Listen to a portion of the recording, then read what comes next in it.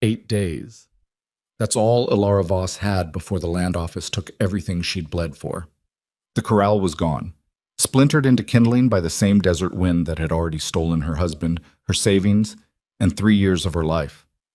11 horses stood exposed in open desert. The deadline was real. The threat was real. And every rancher in Kichi country was already placing quiet bets on how fast she'd fold. But Ilara Voss didn't fold. She found an old journal, a forgotten idea, and she made a decision that everyone around her called pure madness. If this story already has you hooked, hit that like button and drop the name of your city in the comments. I want to see exactly how far this story travels. The morning the corral collapsed, Ilara was already awake. She'd been awake since before the sky turned gray, lying on the narrow cot in the back room with her eyes open and her mind running through the list she ran through every morning. Water levels in the cistern, condition of the east pasture grass, whether the brindle mare's leg had swollen again overnight. It was the kind of mental inventory that never really stopped, that followed her even into the few hours of sleep she actually managed to get. 3 years on this piece of desert land had trained her brain to keep working even when her body had given out. She heard the first crack just before dawn, a sharp wooden sound that didn't belong. She pulled on her boots without tying them and stepped outside. The wind was still moving. It was always moving out here, a low, constant push that came off the flats and never fully died. And in the half-dark, she could see the south wall of the corral leaning at an angle that turned her stomach. The post she'd sunk last spring, the one she'd packed tight with gravel and dirt because she'd run out of the proper mix, had finally given up. It listed sideways like a drunk man trying to stay upright, and as she walked toward it, the whole structure gave a long wooden groan and dropped. The horses scattered. She stood there in the pale gray dawn and watched 11 animals break through the opening and spread out across the flat ground beyond the fence line. They didn't run far. They were her horses, not wild things, but they spread out in the way horses do when they realize the boundary is gone, testing the new space with the cautious curiosity of animals that have been waiting for exactly this moment. "No," she said out loud, to no one. She spent the next 2 hours pushing them back into what remained of the corral, using her body and a length of rope and a patience she didn't feel. The brindle mare cooperated. The gray stallion she called Dust didn't. He led her on a half-mile walk across the hard pan before she got a line on him and talked him back, her voice low and even, her hand steady. While inside her chest something was pulling tight like a wire being wound past its limit.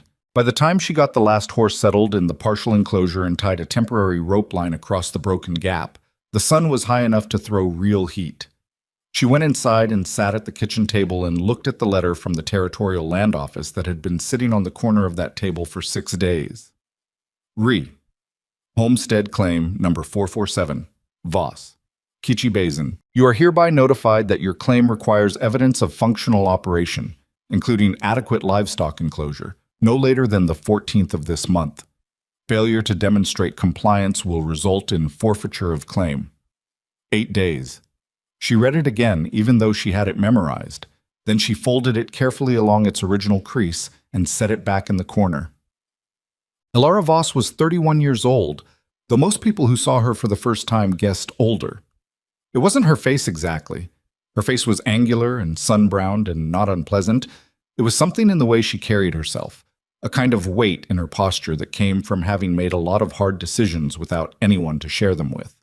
Her husband Ned had died 14 months into their homestead claim, a fever that came fast and left faster, taking him in less than a week. She'd buried him in the northeast corner of the property under a mesquite tree that was the only shade for a quarter mile in any direction. She'd thought about leaving. She'd be lying if she said otherwise. But the claim was in both their names, and then when he was gone, it passed to her alone.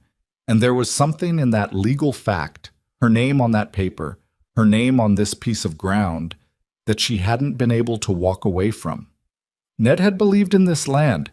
She wasn't sure she believed in it the same way he had, with his particular brand of optimistic stubbornness. But she believed in the idea of not letting the desert win. That was a different thing, but it was enough to keep her here. She'd learned to do everything alone. That was simply what the situation required. The neighbors were spread far enough apart that asking for help meant a half-day round trip on horseback, and most of them had their own problems anyway. She'd fixed the windmill twice. She'd treated the mare's leg through 3 separate injuries. She'd extended the water channel from the seasonal creek by 40 yards with a shovel, and 2 weeks of work she still couldn't fully remember without her lower back tightening. The corral had always been her weak point. She knew that. She'd built it herself with timber hauled in from 60 miles north, and she'd built it as well as she knew how, but she was not a carpenter and had never pretended to be. Now the whole south wall was down and the remaining structure was compromised, and she had 8 days to demonstrate a functional enclosure to a land office inspector who would not be interested in her circumstances. She needed timber. She needed it fast, and she did not have the money to pay for it. She rode into Garnet that afternoon on the gray mare, Dust, who was the most reliable animal she owned, even if he was difficult in the mornings. Garnet was not much of a town, a feed store, a post office that also served as a general goods counter, a saloon that stayed open from midday to sometime past midnight, and a collection of wooden buildings that had been put up fast and repaired slowly. But it was the only town within a day's ride, and it was where supplies came from and where information traveled. The man at the feed store was named Olin, and he was not unkind, but he shook his head before she finished explaining. "I can't front you timber credit," he said. "Not again, Miss Voss. I got my own accounts to balance. I'm not asking for charity. I'm asking for a short extension, 6 weeks, maybe 8.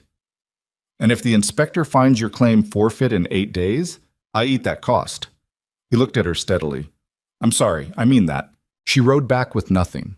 The sun was dropping behind the western ridge and throwing long red shadows across the flats, and she let Dust set his own pace because she needed a few minutes to think without forcing herself to look useful. She'd gone over the numbers 4 times in her head by the time she got back to the property. Timber was out. She didn't have the labor to build a proper stone wall in 8 days, even if she could quarry the rock, which she couldn't. Wire fencing required posts she didn't have. A rope perimeter would not satisfy the inspector, who needed to see something that would actually contain horses in a meaningful way. She tied Dust at the water trough and stood in the failing light looking at her property, the scattered mesquite, the flat hard pan stretching west, the ragged canyon edge 1.5 miles to the south where the land dropped away into a narrow rock corridor that cut through toward the lower basin. And the cactus. She'd always just seen the cactus as part of the landscape, the way you stop seeing the furniture in a room you've lived in too long. The saguaro in particular, the tall columnar ones that lined the canyon walls and dotted the flats, had always just been there. Obstacles, occasional landmarks, things to ride around. She stood there until it was nearly dark. Then she went inside. Eat. The journal was in the tin box under her cot. She'd found it the first winter here, tucked into a gap between 2 floorboards in the back room, like someone had hidden it deliberately or simply forgotten it. It belonged to a man named Aldous Frayne, who'd worked this same land 20 years before her, and she'd read it twice in those early months, and then put it away because most of what he'd written was practical and discouraging in equal measure. She pulled it out now and went through it by lamplight. Frayne had been a strange, precise man, based on his writing. He'd documented everything: water table measurements, soil composition notes, the exact dates and directions of prevailing winds. His handwriting was small and careful, the writing of someone who took the physical act of recording seriously. And somewhere in the middle of the journal, in a section she half remembered but hadn't thought about in 2 years, he'd written about the canyon cactus. The old-timers say the Pima people use saguaro in boundary lines. Not the arms, too irregular. The columns. When you sink the root pad and water it even minimally, they continue growing. The columns interlock over time if placed close enough. I've seen a natural stand near the South Canyon that has grown so dense no man or animal could push through it without injury. Thought about transplanting sections, but the labor required seemed impractical for a single man. She read it 3 times. Then she read the next paragraph, where Frayne had sketched out a rough measurement. The mature saguaros stood 12 to 15 feet tall, with a trunk diameter of 8 to 20 inches. A wall of them, properly spaced, would be as effective a barrier as timber and considerably more permanent. And they were already there, in that canyon 1.5 miles south of her property, the same canyon she rode past and ignored 3 times a week. She sat at the table for a long time after that. The practical problems were significant. Moving a full-grown saguaro required digging carefully around the root system, which could extend 4 feet down and wide. The cactus spines were not minor inconveniences. A saguaro spine could go through a leather glove. The transport alone would require her mule, Beulah, and some kind of sled or drag arrangement, and she'd need enough specimens to close the entire South Gap, which was roughly 40 feet across. In 8 days, she thought about Olin's face at the feed store. She thought about the letter on her kitchen table. She thought about Ned under the mesquite tree in the northeast corner, and how he'd been so damn sure this land was going to become something. She blew out the lamp and went to bed. When she woke up before dawn, she'd already decided. She started at first light. The initial problem was figuring out how to move an 800-pound plant across a mile and a half of uneven desert terrain without killing it, killing herself, or injuring Beulah. She spent the first morning in the canyon just studying the stand of saguaro Frayne had written about, walking the perimeter of it, looking at the root exposure where erosion had undermined a few of the outer specimens. She brought a digging bar and a long-handled spade and her heavy leather work gloves, and she attempted, and failed, to extract the first plant 3 separate times before she understood what she was doing wrong. The root pad had to come out mostly intact. You couldn't just dig around the column and pull. The plant would come apart or topple or simply resist with a passive, massive stubbornness that was almost impressive. You had to dig wide, loosen the soil in a full circle, and ease it up slowly with the bar working as a lever against a wedge of flat rock. Even then, it took 2 hours to get the first one clear. She was bleeding through her gloves by the end of the first attempt. The spines had found the gaps. She wrapped the column in the heavy burlap she'd brought, tied it crosswise to the drag sled she'd made from old fence planks and 2 lengths of chain, and let Beulah haul it back across the flat in slow, careful stages. The planning took another 2 hours. She dug the hole 2 feet deeper than the root ball, packed the base with gravel for drainage, and tamped the soil back in a way that Frayne's notes suggested might encourage re-rooting. Then she stood back and looked at the single cactus standing in the place where the fence line should be.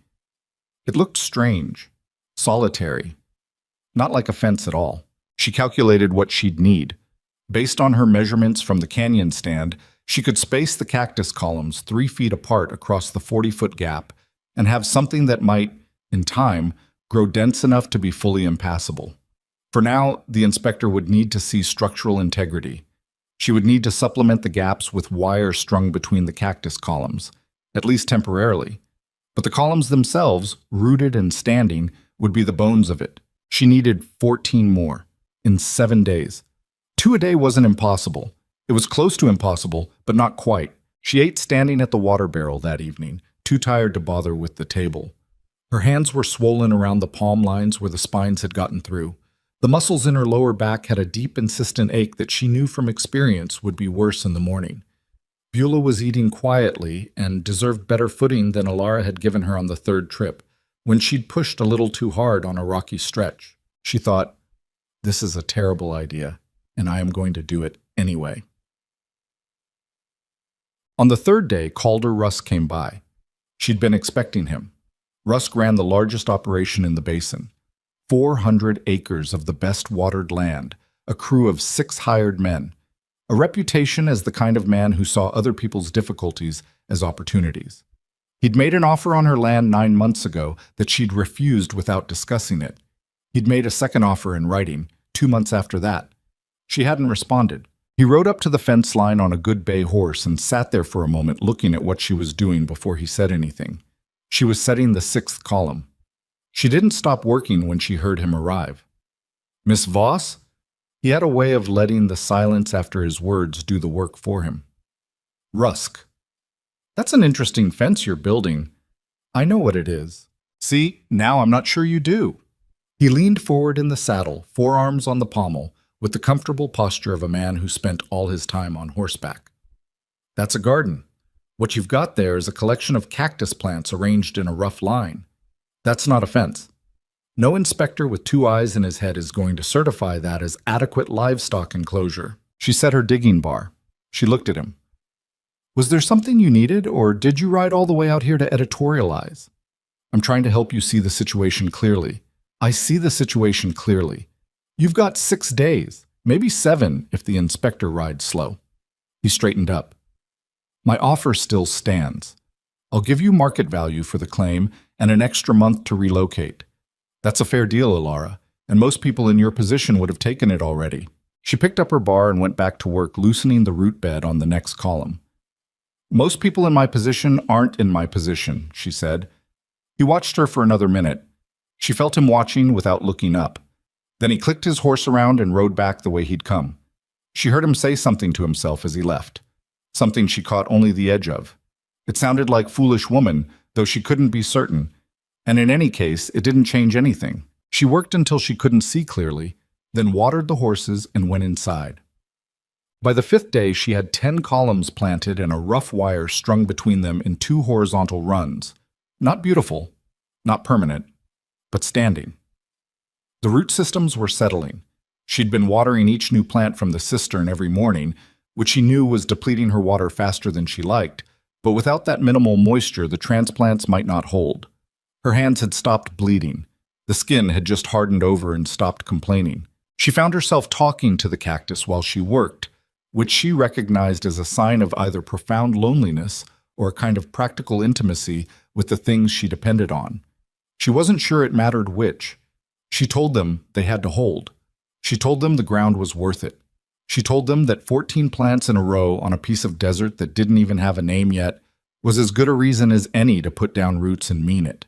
Outside the canyon, back at the property, Dust watched all of this from the partial enclosure with the suspicious stillness of a horse that doesn't understand change and isn't sure he approves. 5 more to go. 6 days down to 3. 3 days left, and the mule was the problem. Beulah had been favoring her left foreleg since the previous afternoon, and by morning the favor had turned into something more serious. A visible reluctance to bear weight, a tightness in the joint above the hoof that Ilara could feel with her fingers when she ran her hand down the leg. It wasn't a break. She was almost certain it wasn't a break, but it was enough to make hauling out of the question for at least a day, maybe 2, and a day she didn't have was a day she couldn't spare. She stood in the small lean-to that served as Beulah's shelter and looked at the mule's leg and then at the sky above the canyon ridge, which was the flat pale blue of early morning before the heat built up. And she did the kind of math in her head that doesn't have a clean answer. 5 cactus columns. 3 days. No haul animal. She went back inside and sat at the table and ate a piece of cold cornbread without tasting it, and tried to think around the edges of the problem the way she'd learned to think around hard problems. Not directly at them, but sideways, looking for a path that wasn't the obvious one. Beulah could rest 2 days and probably be serviceable on the 3rd. That meant 5 columns in 1 day, which she'd never done. Her record was 2, and that had left her barely functional the following morning. 3 was hypothetically possible if everything went right, which nothing out here ever did. 5 was somewhere between ambitious and delusional. She chewed the cornbread and thought about it. The issue wasn't just the hauling. The extraction itself took between 90 minutes and 2.5 hours per plant, depending on the root depth and the soil compaction around the base. Transport with the drag sled added another 40 minutes round trip.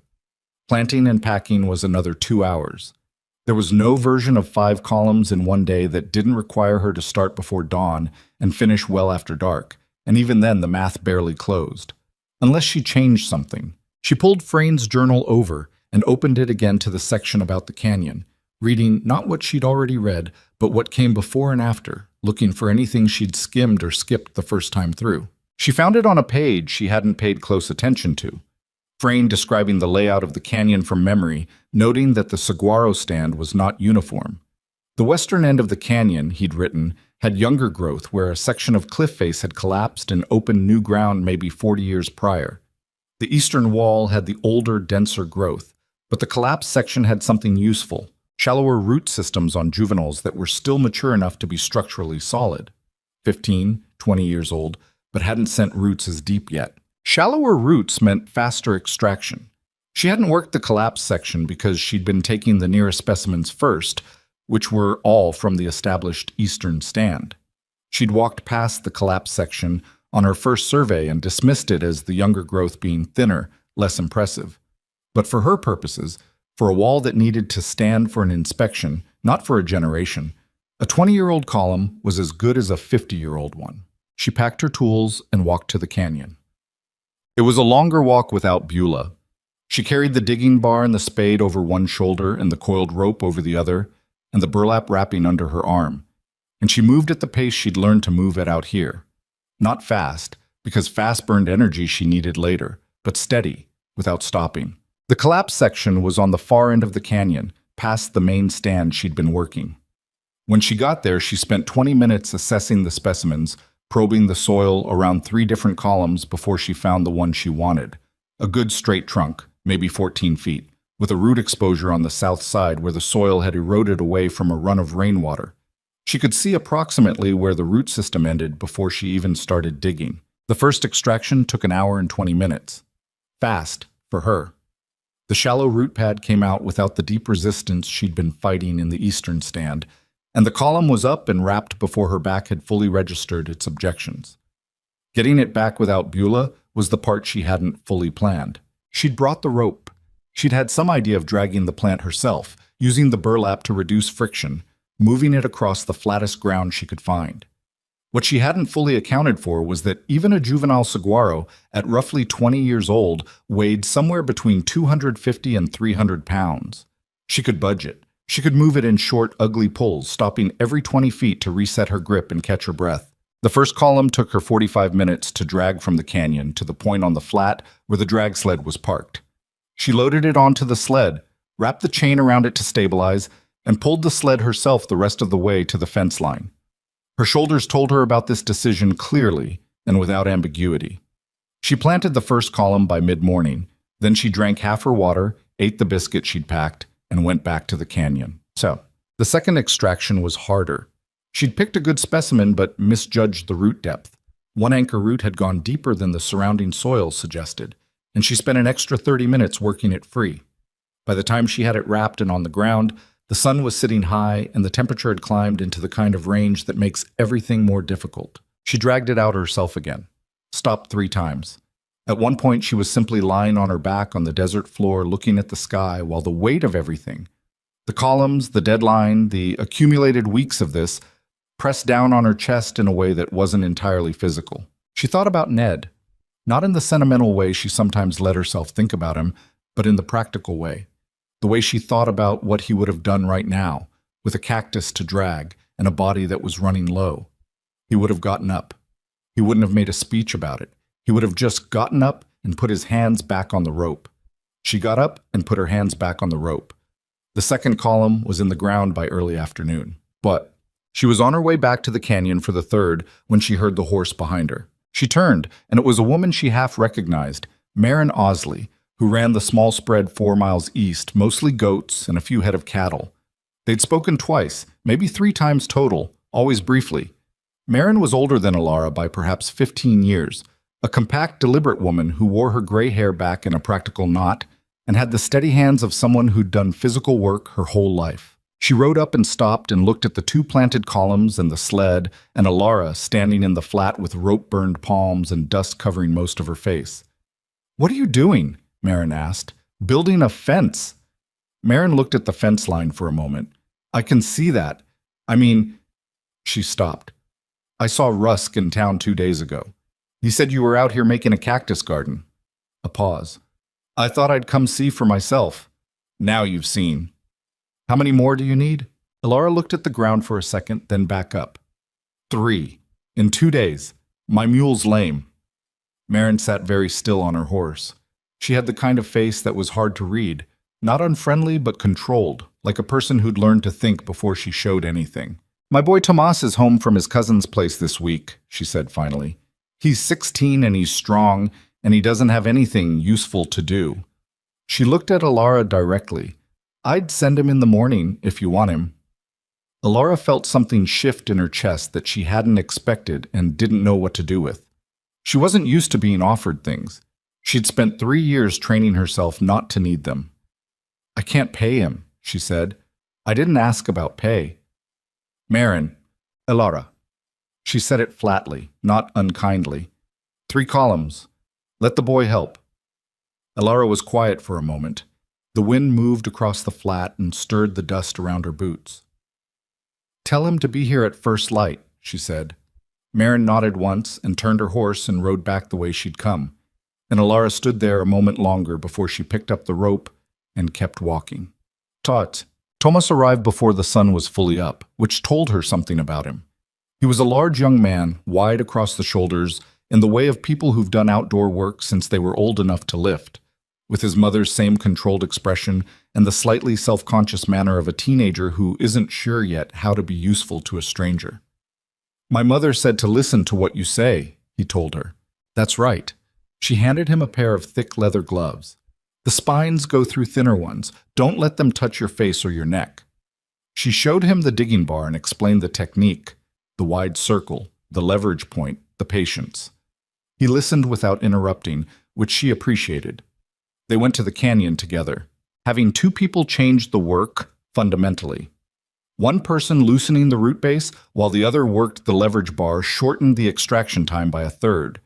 And Tomas could haul on the rope with a force that made the dragging almost manageable. Not easy, but closer to something that had a reasonable endpoint. They got the first column out and to the fence line in just under 2 hours. "That's fast," Tomas said, not bragging, just noting. "We need 3 today." He looked at her. 3? "Your mother said you were strong." The corner of his mouth moved, almost a smile.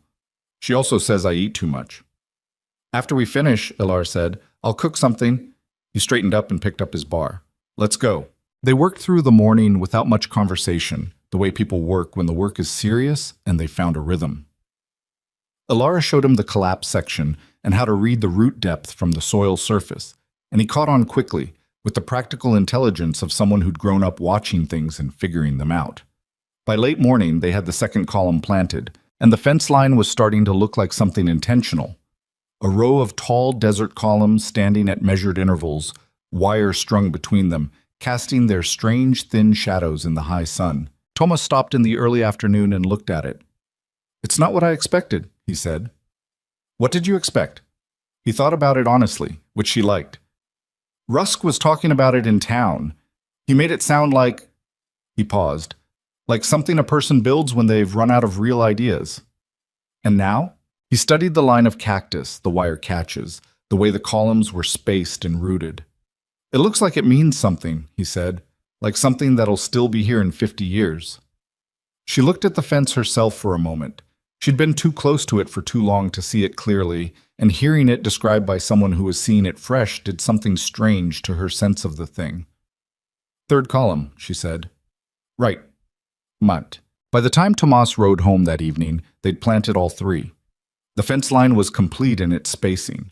15 columns standing across the 40-foot gap, wire and 2 horizontal runs between them, the base of each plant packed and watered from the cistern, which was now running at a level that made her uncomfortable but was still functional. She cooked the way she'd promised, dried meat and beans and whatever she had, which wasn't much.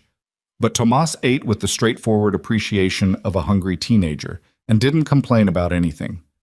They sat on the 2 chairs outside the front of the house while the desert cooled toward evening, and she found herself saying more than she usually did, which she thought might be a symptom of the sustained isolation finally finding a crack. "How long have you been out here alone?" he asked. Not with pity, just curiosity. 14 months since my husband passed, 3 years on the claim total. He nodded slowly. "My father left when I was 8, he said. "Not like yours, he just left." He turned his cup in his hands. "My mother does everything herself, too." Ilara looked across the flat toward the fence line, where the last light was catching the top surfaces of the saguaro columns. "She raised you right," she said. He looked slightly embarrassed by that, the way young people do when you say something true about them that they're not ready to agree with yet. He finished his food and stood and said he'd better get back before dark. She watched him ride out and then stayed on her chair a while longer. 2 days until the inspector. She spent the day before the inspection checking and rechecking everything. She walked the fence line 3 times, looking for gaps in the wire, for any of the newly planted columns that showed signs of toppling or failing to anchor.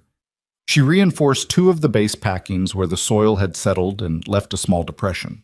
She fixed a section of the old north fence that had nothing wrong with it, but that she needed something to do with her hands. Beulah's leg was better. Not perfect, but the tightness in the joint had eased, and the mule could bear weight evenly again. She spent 20 minutes just running her hands down both legs, checking, and felt the relief of that small thing settling. She went over the property in her head the way the inspector would see it. The water source, the cistern level, the condition of the animals, the evidence of working operation. The horses were all accounted for and in reasonable condition. The cistern was low but functional. The fence was the question mark. It was always the fence. She didn't sleep well. That wasn't new. She hadn't slept well consistently in months. But it was a specific kind of wakefulness, the kind where you run through scenarios. What if he dismissed the cactus wall as unorthodox? What if Rusk had already bent the inspector's ear in garnet?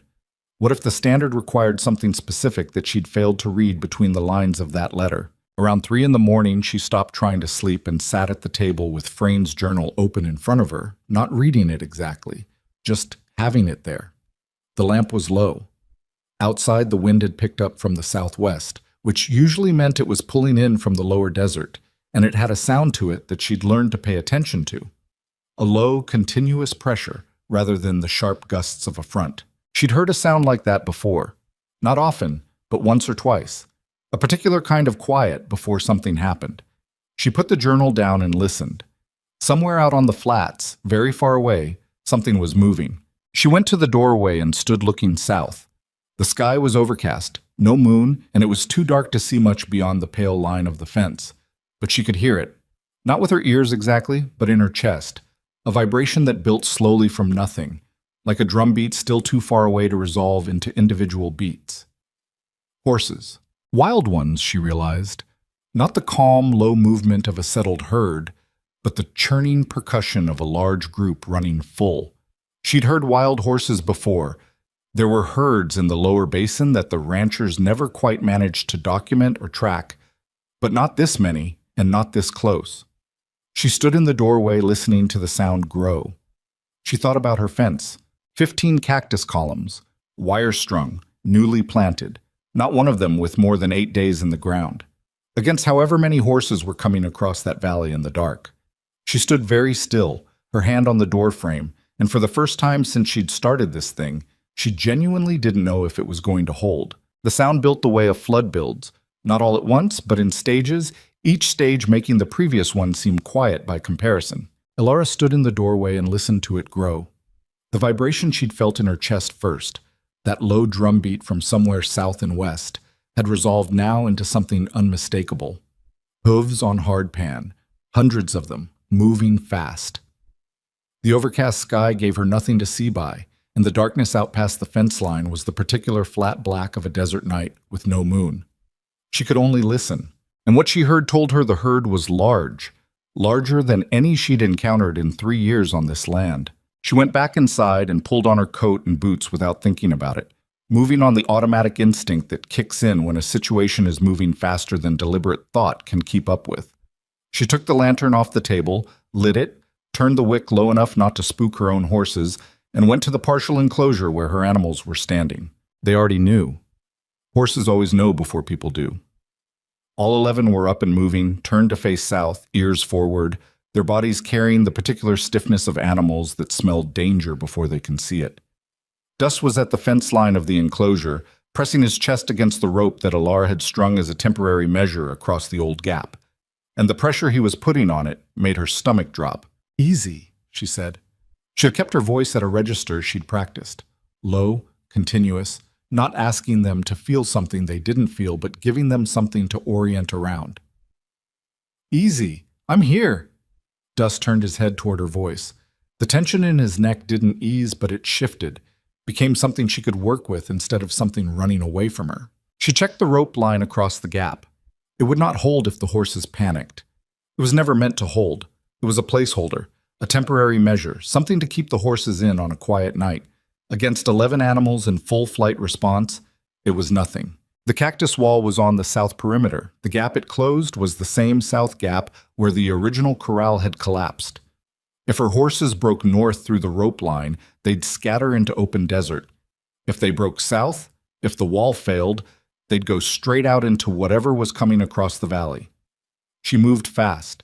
She unclipped the rope from the posts on either end of the gap and walked it toward the cactus wall, intending to restring it there as a secondary barrier, giving her horses a second reason to stop before they hit the columns.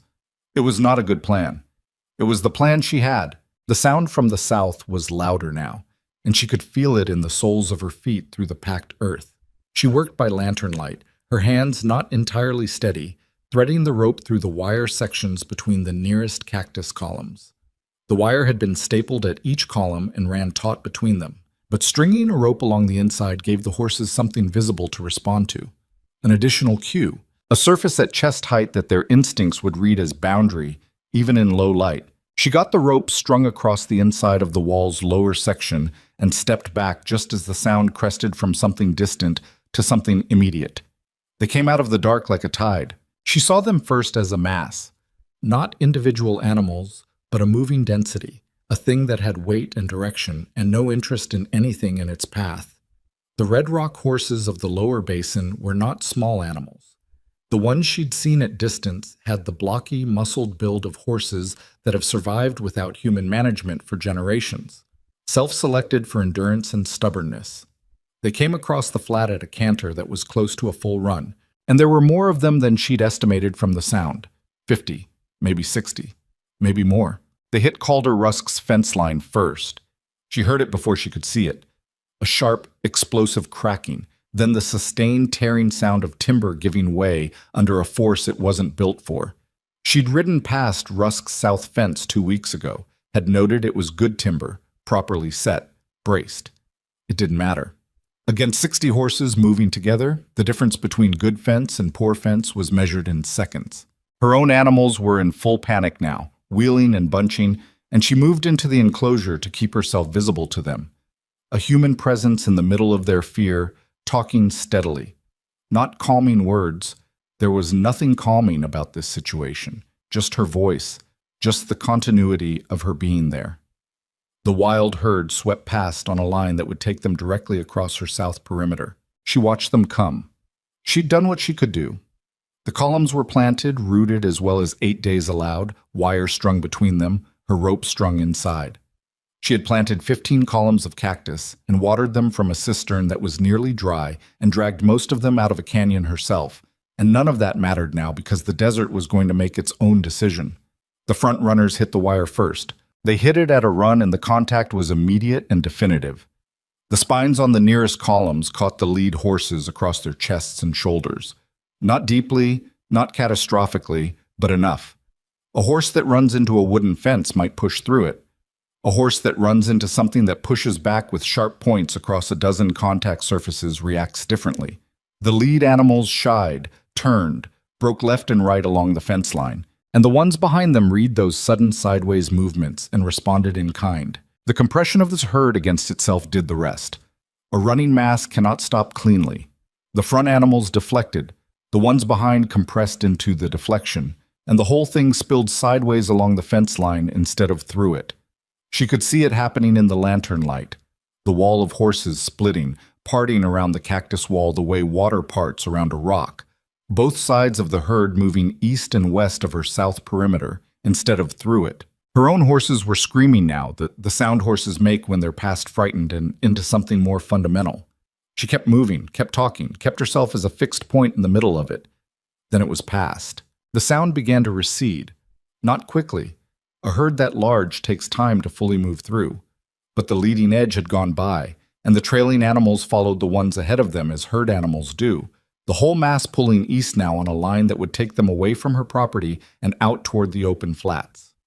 She stood in her enclosure for a long time after the sound faded. Her horses were not calm. It would take them an hour to come down from this, maybe longer. But they were standing still now, grouped together in the middle of the enclosure with their flanks touching. Dust had a cut on his left shoulder from where he'd pressed against something in the dark. Not deep. She checked it twice with her lantern. The others were unmarked as far as she could tell. She walked to the south fence and held the lantern up. Every wire was in place. 3 of the cactus columns showed fresh gouges in their outer tissue where horses had glanced off them. The spines stripped away in those spots, the green flesh of the cactus exposed and already beginning to bead with the plant's slow liquid. But the columns themselves stood. Not one had been knocked out of its setting. The root systems, even at 8 days, had held. She set the lantern down on the ground and sat next to it in the dirt and stayed there a while. When the first gray came into the sky, she got up, washed her face from the nearly empty cistern, and began assessing. The damage to the surrounding properties was audible before it was visible. She could hear, from somewhere east, probably the Denny spread, who ran a modest operation about 2 miles out, the kind of activity that follows an event.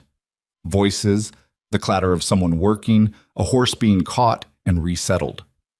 She couldn't see the Rusk operation from her property, but the direction the wild herd had split told her his south fence had taken the first impact. How much of the rest of his perimeter had gone, she didn't know yet. She tended to her horses first. She always tended to her horses first. The cut on Dust's shoulder was shallow and clean. She cleaned it with water and watched it for swelling, found none, pressed gently around the edges, and concluded it was a surface wound that would close on its own. She worked through all 11 animals methodically, hands running over legs and shoulders and haunches, and by the time she was done, the sun was up and the air was beginning to carry its first warmth. She'd barely finished when she heard horses on the road. 2 riders. She recognized one of them as Dale Fitchner, who ran a small cattle spread about 3 miles northwest, and the other she placed after a moment as his son-in-law, whose name she couldn't pull up. They stopped at her fence line and looked at the cactus wall with expressions she could read from 15 feet away. Not mockery, not now, but something more complicated. Fitchner had a deep scratch running along his left forearm, already dried to a dark red line. He looked like he'd been up all night. "Your animals all right?" he asked. "Mine are fine. Yours?" "Lost 14 head. He said it flat, the way a man says something that hasn't fully landed yet. South fence went down like paper. Most of them ran with the herd. He looked at her wall again. "How many you lose?" "None." He was quiet for a moment. His son-in-law, behind him, hadn't said anything and seemed to be processing the same thing Fitchner was processing. "How'd it hold?" he asked. "The spines turn them. They expect something they can push through. This isn't that." Fitchner looked at the columns. The fresh gouges, the stripped spine sections, the solid way each trunk stood in its packed earth. He had the expression of a man revising an opinion he'd held for a while. "Rusk's south section is gone," he said. "North and east is partial. He's lost—" He paused. "It's bad." She said nothing to that. There wasn't anything to say that wouldn't come out wrong. "We're trying to track the main herd," Fitchner continued. "Figure out where they pulled up. Get our animals back before they go too far into the canyon country." He looked at her directly. "You know this land better than most." She did. 3 years of riding every quarter-mile of the basin, learning where the seasonal water was, where the ground went soft, where the canyon breaks created natural holding pockets that animals moved into when they were looking for shade or water. She knew this stretch of desert the way she knew her own fence line, by touch, almost, by repeated experience rather than by any map. "Give me 10 minutes, she said. She left her horses in the enclosure and took Dust, who was the most reliable, and who'd had the most time to settle after the night's events. She didn't bring much: water, her rope, the worn leather saddlebag with the few tools she kept when riding. Fitchner rode beside her and his son-in-law came behind, and she set the pace, which was steady but not rushed. Rushing across desert terrain in the morning after a herd event was how you missed things.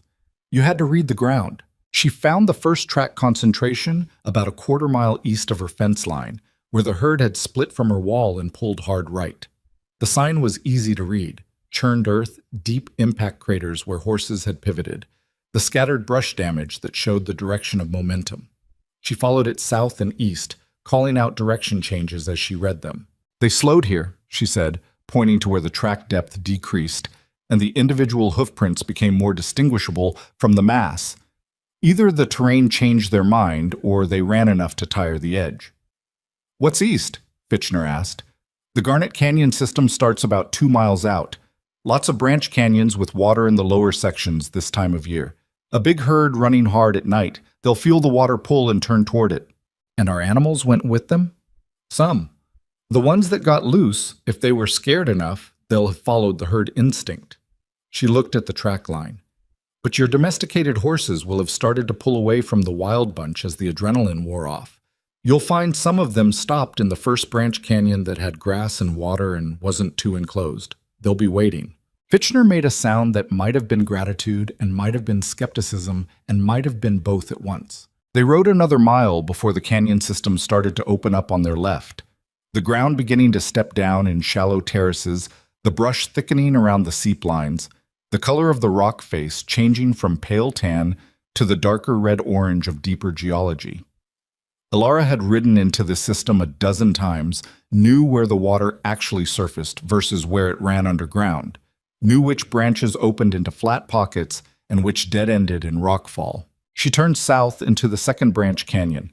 They found 7 of Fitchner's cattle in the first flat pocket, standing in a compact group near a section of low seep where the ground was dark and damp. They were stressed and footsore, but uninjured. His son-in-law made a sound of relief that was almost embarrassing in its rawness, and she didn't look at him when he made it, gave him the privacy of the moment. 3 more might be in the next branch south, she said. The topography channels runaway animals that direction if they've gone past the first pocket. She was right. They found 3 more cattle in the next branch, and a 4th that turned out to belong to the Denny operation from the sound of the brand, which she couldn't read clearly in the canyon light, but Fitchner confirmed. They spent the morning like that, working the canyon system branch by branch, recovering animals that had burned their panic out against the rock walls and were now simply waiting for someone to come get them. She knew where to look, and she didn't waste time on wrong guesses, and by midday they'd found or accounted for 11 of Fitchner's 14 lost head. The other 3, she told him, had probably gone deep with the wild herd. They'd turn up eventually, or they wouldn't. "I've lost animals before," he said, which was his way of saying he'd be all right. They were resting the horses at the mouth of the canyon system when Fitchner said what he'd been building toward saying all morning. "What you built?" He was looking south, not at her, which was the way some men talked about things that were difficult to say directly. "I heard Rusk talking about it. Thought he was probably right." He paused. He wasn't right. "No," she agreed. "I should have come out to see it myself before—" He stopped, tried again. "A man shouldn't form his opinions based on what Calder Rusk tells him." She looked at the canyon mouth, the way the light was falling into it now, at midday, sharp and deep. "Rusk sees everything through what it's worth to him," she said. "That's not a character flaw so much as a habit he's never had to break." Fitchner glanced at her sidelong. "That's a generous reading. It's a practical one. I'm not interested in hating the man. Takes too much out of you." They rode back in easy silence after that, the kind of silence that isn't uncomfortable, that sits between 2 people who've done useful work together and don't need to fill the space with anything. Bartek. She got back to her property by early afternoon, and there were already 2 people there waiting. One of them was Marin Osley, who'd evidently ridden over when she heard about the herd event and was standing near the cactus wall with her arms crossed, studying it with the expression of someone doing a careful assessment. The other was a man she didn't recognize, middle-aged, in a dark coat with dust on it, holding a leather satchel that had the look of official travel. She pulled up and looked at Marin. "He arrived about 20 minutes ago," Marin said, with a slight emphasis that meant she'd been keeping the man company and was relieved Ilara was back. The man stepped forward. "Miss Voss?" He had a formal quality to his voice, the kind of precision that came from years of reading legal descriptions aloud. "I'm Edmund Hale, Territorial Land Office. I believe you were expecting an inspection." He was a day early.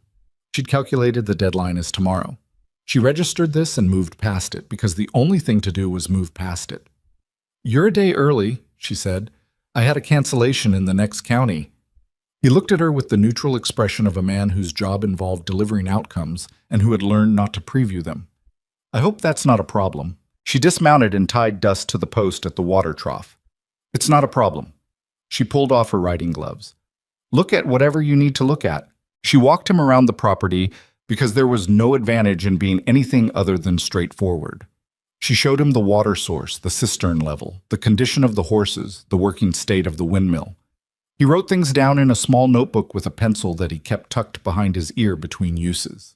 He asked questions in a clipped, procedural way that gave nothing away. Capacity of the cistern, source of the seasonal creek, number of head, acquisition dates. Then they came to the south fence. He stood in front of the cactus wall for a long time without writing anything down.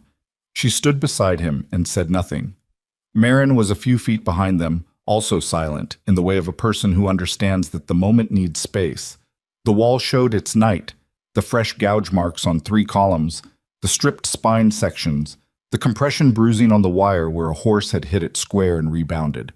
But the columns stood, every one of them. "This is unusual," Hale said. "Yes."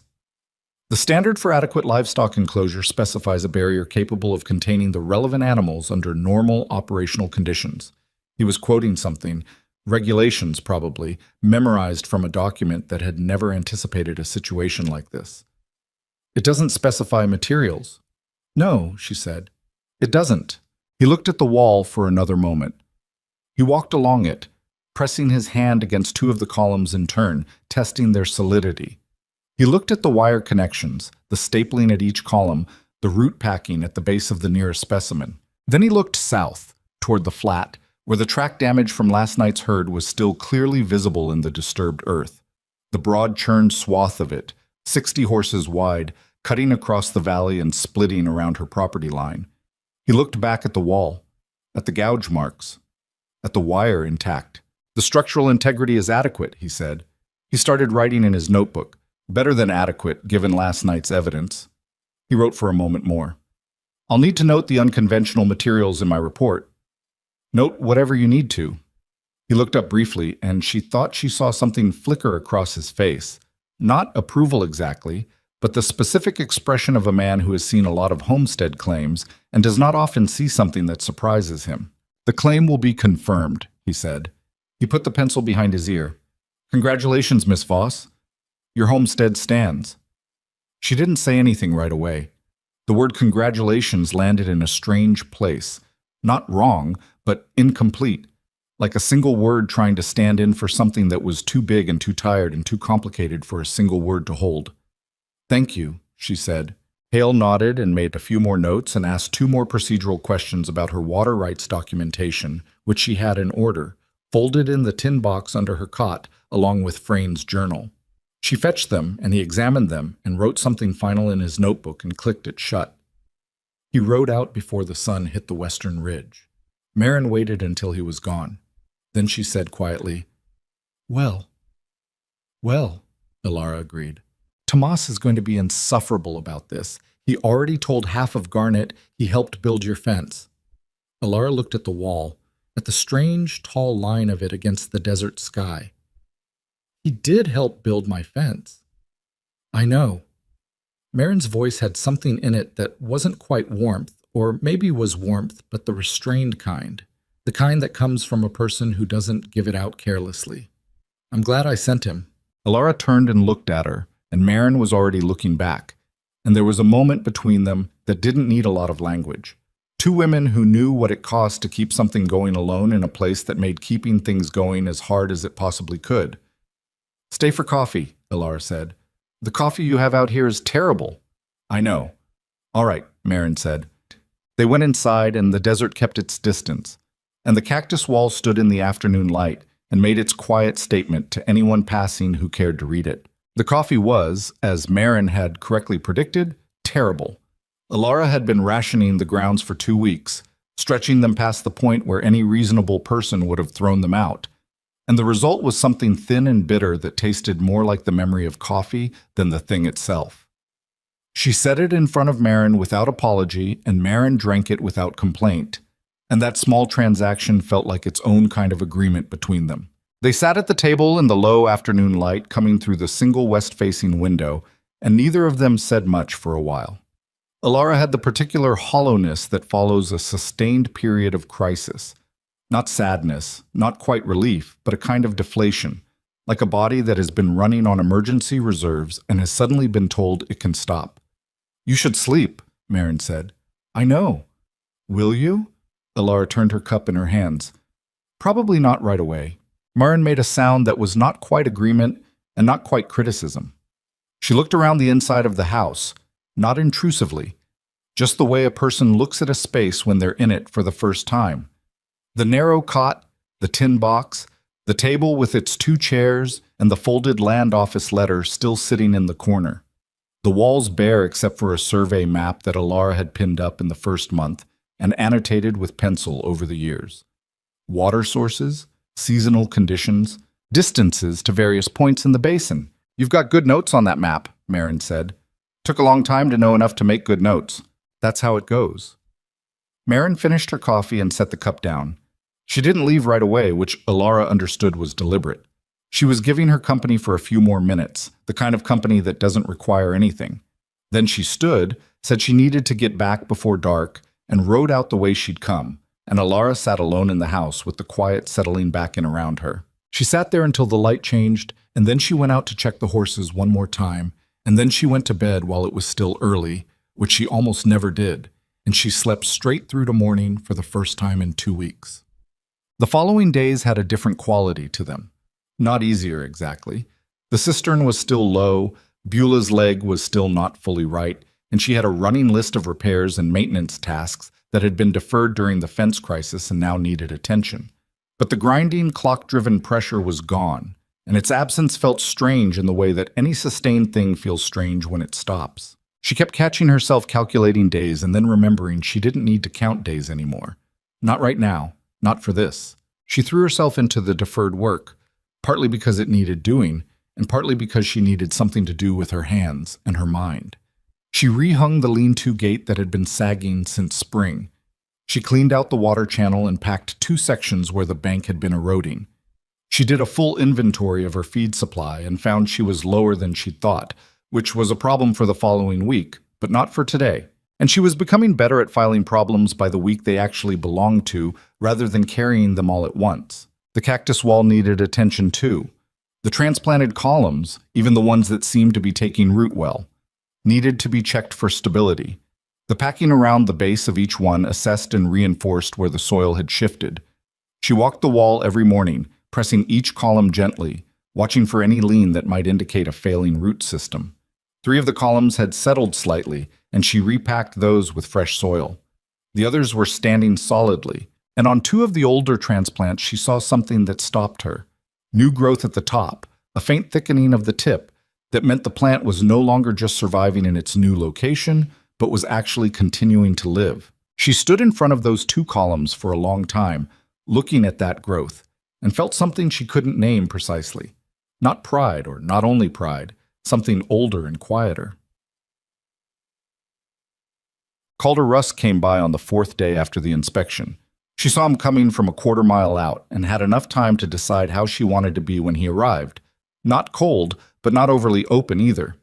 She was pulling wire on the north perimeter when he rode up, and she kept working for a moment after he stopped, finishing the section she was on before she turned to face him. He looked different. It wasn't anything she could put her finger on immediately. Same bay horse, same posture, same way of carrying himself. But something in his face had shifted from the last time she'd seen him. The particular certainty was less visible. "Miss Voss," he said. "Rusk."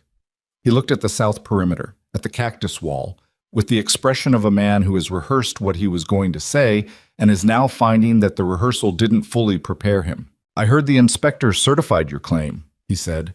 "He did." "That's good news." He said it carefully, like he was testing how the words felt as he said them. She waited. "I lost a significant section of my south and west fence," he said. "The herd came through my property first. You probably knew that." "I heard?" "Lost 6 horses. Found 4 of them. The other 2... He shook his head slightly. "Gone with the wild bunch, most likely." She nodded. She didn't fill the silence with sympathy she didn't entirely feel, or condemnation she'd decided not to spend energy on. She just let it sit. "I came to ask," he said, and then stopped, which was unusual for him. Rusk was a man who didn't usually stop in the middle of his sentences. "The canyon system, the section where you found Fitchner's animals." He looked at her steadily. "I have men out there. They've been looking for 2 days and haven't found the horses or half the cattle that went with the herd. I know you rode that system with Fitchner." He paused. "I'm asking if you'd be willing to show my men where to look." The air between them had a particular quality, the kind of tension that isn't hostility but is the acknowledgement of everything that's been said and unsaid over months. She looked at him for a moment, thought about the 2 letters she'd left unanswered, about him sitting on his horse calling her creation a garden while she'd kept working in the heat. "I'll ride with your men tomorrow morning," she said. "First light." He was quiet for a beat. "I appreciate that." "I'm not doing it for you," she said, not unkindly. "The animals are suffering out there. That's the reason." He held her gaze for a moment, and she thought she saw him absorb that distinction, accept it for what it was. "All right," he said. He straightened in the saddle. First light. He rode out, and she turned back to her wirework and finished the section, and only when she was done did she let herself acknowledge that the conversation had cost her something. Not a lot, but something, and that paying it had been the right call anyway. She rode out with Rusk's 2 men the next morning before the sun was up. They were competent riders, both of them, which made the work easier, and they had the sense to follow her lead and ask questions rather than assume they knew the terrain. She took them into the canyon system on a different entry point than she'd used with Fitchner, a southern approach that cut straight to the deeper branch canyons where a large herd event would push animals that had already passed through the nearer pockets. They found the first grouping of Rusk's cattle in the third branch canyon, a cluster of 8 that had settled into a wide sandstone basin with good shade and a reliable seep. Getting them out required patience. They'd been in there long enough to feel settled and weren't inclined to move. But Rusk's men knew cattle, and after 40 minutes of careful work, they had the animals moving toward the canyon mouth. The horses were harder. She found sign of them near the 4th branch, but the sign went cold in a section of bare rock where tracking became guesswork. She spent an hour working the rock face, looking for the minute indicators, a scrape, a dry dung pile, a displaced stone, that would tell her which way the animals had moved when the ground stopped recording their steps. "You'd make a good tracker," one of Rusk's men said. His name was Cole, younger than she'd expected, with a direct manner that didn't have the condescension she sometimes encountered from men half paying attention to a woman who knew something they didn't. "I've had to be," she said. "You learn the country, or the country makes decisions for you. That fence of yours," he said. He was watching her work the rock face and seemed to genuinely mean the comment rather than making conversation. "I saw it the morning after, heard about it from Thomas Osley, and then rode past and looked myself." He paused. "How'd you know it would turn a running herd?" "I didn't," she said. "I knew it would turn individual horses. I'd read about it, and not exactly this, but the principle of it. A surface that pushes back unpredictably is harder for an animal to commit to than a solid barrier. And the running herd? That part I wasn't sure about." She moved along the rock face, reading it. "A running herd follows its front animals.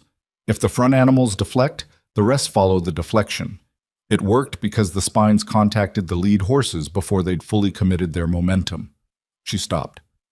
"If they'd hit it at a different angle, from a narrower approach where they couldn't spread sideways, it might have gone differently." Cole was quiet for a moment. "Most people wouldn't admit that." "Most people prefer a cleaner story," she said. "I prefer to know what actually happened." She found the track line again 30 yards further along where the rock gave way to a shelf of sandy soil between 2 ledge formations, and she followed it north and east into a branch she hadn't explored with Fitchner. It opened into a box canyon that she'd noted on her mental map but never ridden into, a dead end, which under normal circumstances wasn't worth the time, but a dead end was exactly where spooked horses that had run themselves out would end up if the branch led them there. They found 2 of Rusk's horses standing at the back of the box canyon in the shade of the north wall. They were exhausted and footsore but sound, not injured, not badly dehydrated, just done running. The 3rd horse she'd been looking for wasn't there, and after examining the box canyon carefully, she concluded it hadn't come this way. It was probably the one Fitchner had speculated might have gone deep with the wild bunch, beyond the canyon system entirely. 2 out of 3, Cole said, looping his rope to begin working the horses out. 2 out of 3, she agreed.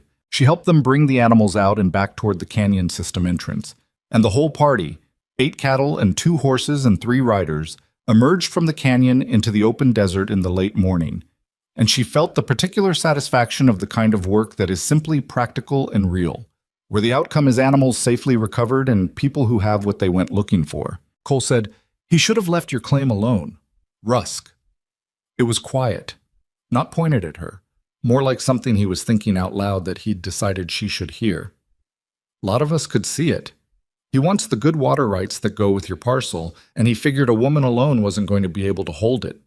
He glanced at her sideways. He doesn't usually figure wrong. She didn't say anything to that immediately. They were riding single file through a narrow section between two rock outcroppings, and she waited until the ground opened again before she spoke. "I'm not holding it to prove anything to Rusk," she said. "I'm holding it because it's mine." Cole nodded once and didn't push further, and she appreciated him for that. She got back to her property in the early afternoon and found Tomas waiting at the fence line with 2 posts loaded on his horse's drag rope and an expression that mixed pride with an attempt to look like this was nothing unusual. "My mother sent more posts," he said, "for the north perimeter. She said you mentioned it was running low. She hadn't mentioned it to Marin. She'd thought it during the conversation and not said it, which meant Marin had noticed the north fence in passing and drawn her own conclusion, which was either perceptive or intrusive, and in this case she was going to call it perceptive. "Tell your mother thank you," she said. "She said you'd say that, and that you should just come over for supper instead." Alara looked at him. He had the expression of someone delivering a message he finds mildly amusing, aware that he's caught in the middle of something between 2 stubborn women and has elected to find it entertaining rather than uncomfortable. "Sunday," she said. "Tell her Sunday."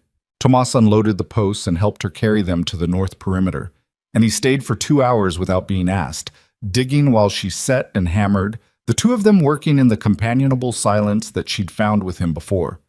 The easy kind, where you don't have to perform conversation.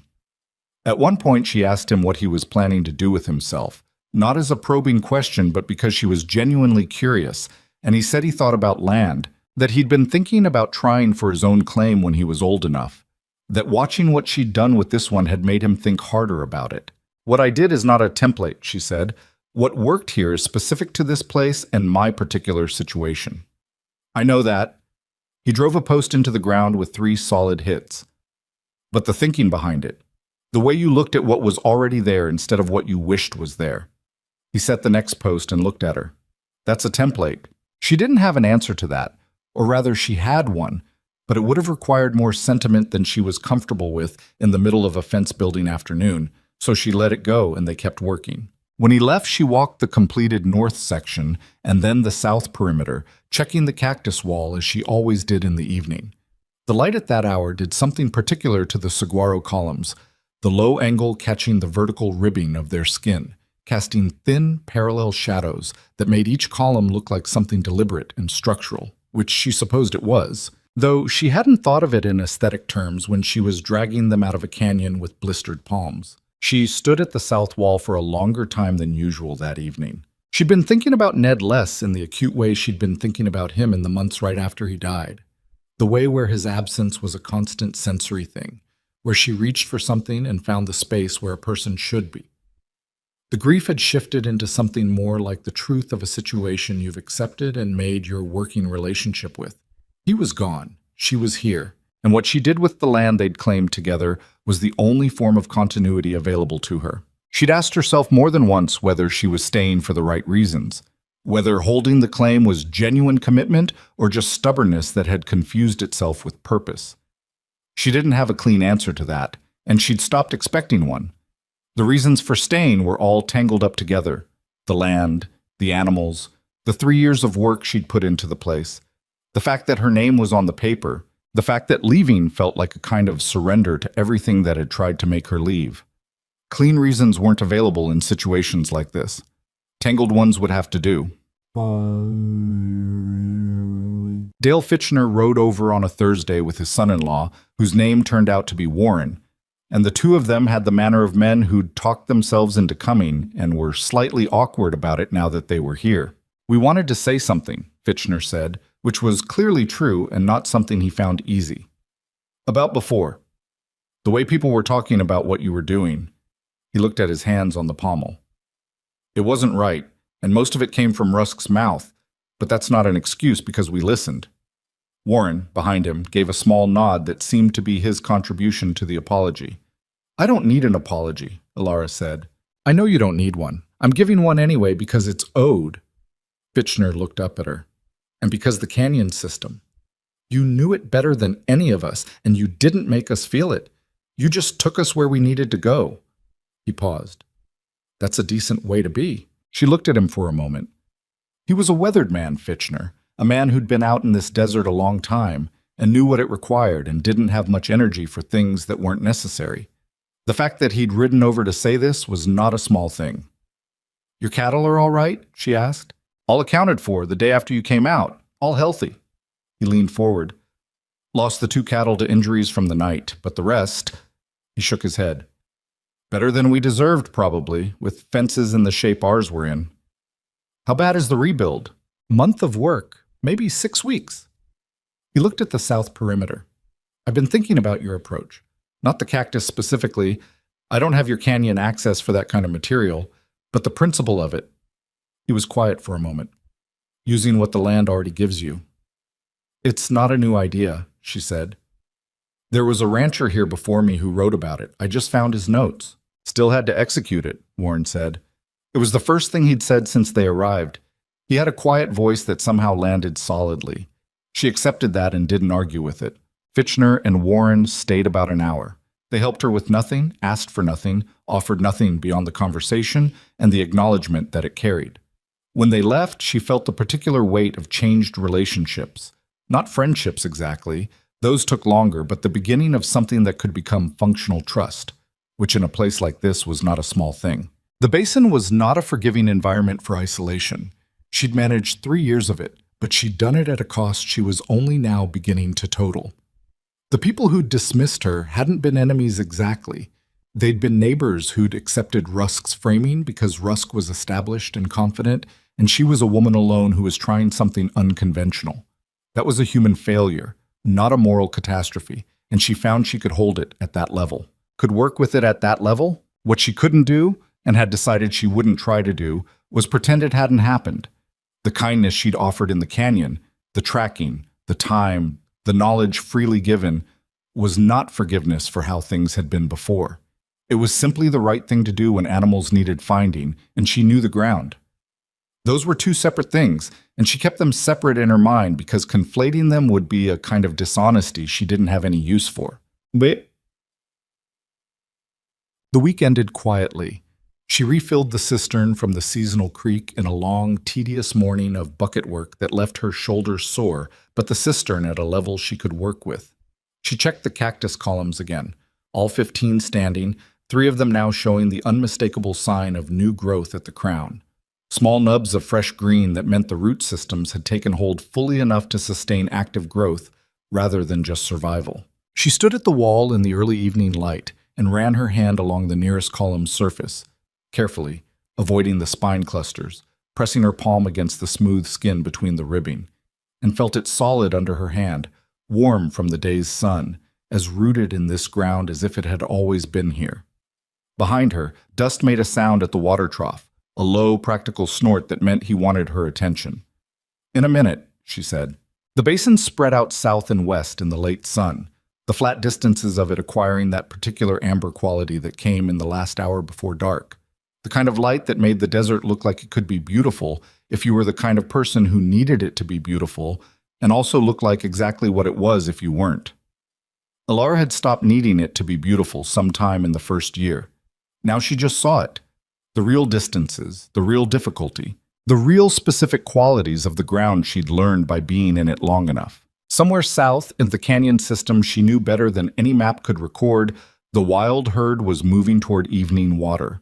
The red rock horses that had tested her wall and turned aside. Still out there, still running their own patterns across ground they'd claimed before any of the homesteaders arrived, and would probably claim long after. She'd built her wall against them, and for them, in some sense, against their force, yes, but with the knowledge of what they were. You didn't fence against horses by fighting them. You fenced against horses by understanding what made them turn. That felt like something applicable to a wider range of situations. She'd been thinking that for a few days and not quite doing anything with the thought yet, just letting it sit. Dust snorted again, more pointed this time. "All right," she said, and turned back to take care of her horse. And the desert held its long evening silence around the property that was, without any remaining question, hers. The Sunday supper at Marin Osley's place was not what Alara had expected, though she couldn't have said exactly what she had expected. She'd ridden over in the late afternoon, arriving while the light was still good, and found Tomas in the yard splitting firewood with the mechanical efficiency of someone who'd done it so many times the motion had become automatic. He looked up when she came through the gate and gave her a nod that had something in it she recognized. The particular acknowledgement of people who've worked hard together and carry that shared history quietly, without making a production of it. Maren was inside, and the smell coming through the open door was something with onions and salt meat that made Alara's stomach respond in a way that reminded her how little variety she'd been eating for the past 3 weeks. "You came," Maren said, as though there'd been some genuine uncertainty about it. "I said Sunday. You say a lot of things out of politeness. I wasn't sure which ones to count on." She handed Alara a cloth without ceremony. "Make yourself useful. There's a bowl of beans that needs sorting." Alara sat at Maren's kitchen table and sorted beans, which was the most domestic thing she'd done in months, and the ordinariness of it landed with a strange weight. Not unpleasant, just unfamiliar, like rediscovering a muscle you'd stopped using. The kitchen was fuller than she expected. There was a woman she didn't know, maybe 45, with 2 children who ate with the focused intensity of children who understood that supper was not the time for conversation. Warren and his wife were there. It turned out Warren was some kind of cousin connection to Maren, which Alara hadn't known. Dale Fitchner arrived 20 minutes after she did, knocking on the doorframe and coming in with his hat in his hands, carrying a bottle of something that he set on the table with the manner of a man who knows he's been admitted to something and wants to contribute appropriately. It was not a party. It was just people who knew each other, in the way that people who live near each other in hard country come to know each other, imperfectly, practically, with the accumulated weight of favors given and received, and hard seasons survived in proximity. But Alara was part of it, and she felt that fact settle into her in a way she wasn't entirely prepared for. She didn't say much at supper. She didn't need to. She listened to the conversation around the table. Fitchner talking about his fence rebuild, Warren describing a water issue on his east pasture, Maren's occasional dry corrections of things Tomas said that were slightly exaggerated. And she ate the food, which was good and filling and nothing special, which was exactly right. At some point during the meal, the woman she didn't know, her name was Petra, she was a widow who'd come to the basin from somewhere east 2 years prior, running a small goat operation, said to Alara directly and without preamble, "Is it true the Cactus Wall held a herd of 60 horses?" The table got slightly quieter. "I don't know exactly how many were in the herd," Alara said. 50 at least. Could have been more. And none of yours got out." "None." Petra looked at her with an assessment that was specific and appraising rather than admiring. She had the look of someone processing information for practical use. "How long before the wall is mature enough to need no wire supplement?" "I don't know exactly. Frane's notes, the rancher who had this land before me, suggested the columns interlock over 15 to 20 years if properly spaced. Right now the wire is load-bearing. In 5 years it probably isn't. In 10 the wall stands on its own." Petra was quiet for a moment, chewing thoughtfully. "I have a canyon section on my east boundary," she said. "Younger growth than yours, I think. More like what Tomas described from the collapse section." Alara looked at her. "How long is the section you need to fence?" 60 feet. 20 columns, maybe 22 if the spacing needs adjusting for what you have." She thought about it. "I'd write out and look at what you've got before you start. The root depth makes a significant difference to how you extract them." Petra nodded slowly. "Would you look at it with me?" And just like that, without any ceremony, it became a practical conversation about extraction technique and root assessment, and Fitchner leaned in because he'd been thinking about the principle too, and Warren asked a question about the wire gauge, and the table that had been a social supper became something else without anyone declaring that it had. Alara answered what she knew and said plainly what she didn't know, and felt the strange sensation of being the person in the room with the specific knowledge that other people needed. She'd spent 3 years being the person who needed knowledge from others, from Olin at the feed store, from the land office, from the accumulated experience of ranchers who'd been here longer. The reversal was not comfortable exactly, but it was real, and she didn't pretend it wasn't. Tomas walked her horse out when she was leaving, and they stood in the yard in the dark that had come down while they were inside, the stars doing what the stars do out in the desert away from any town light. "Petra's going to ask you a lot of questions," he said. "I noticed. She's been trying to solve that east boundary problem for 2 years, Keeps losing goats to the open ground. He held Dust's bridle while Ilara checked the girth. I think what you did, people are going to be thinking about it for a while. It's an old idea, I keep saying that. An old idea that nobody around here was using. He handed her the reins. That's not nothing. She looked at him in the dark. He was going to be a good man, this kid. Not because he was exceptional, but because his mother had shown him how to show up, and he'd been paying attention. That was rarer than it should have been. When you go for your own claim, she said, start smaller than you think you need to. You can always expand. You can't always recover from overreach. He absorbed that. Is that what you did? No, I overreached badly in the first year. That's how I know. He almost smiled. Good advice, then. She rode home in the dark, which she'd done enough times that she trusted Dust to handle the terrain while she kept her eyes up rather than down. The basin was quiet. The night had the specific quality of desert nights after the first weeks of a season shift. Not cold yet, but with a new edge to the air that said something was changing in the large-scale sense.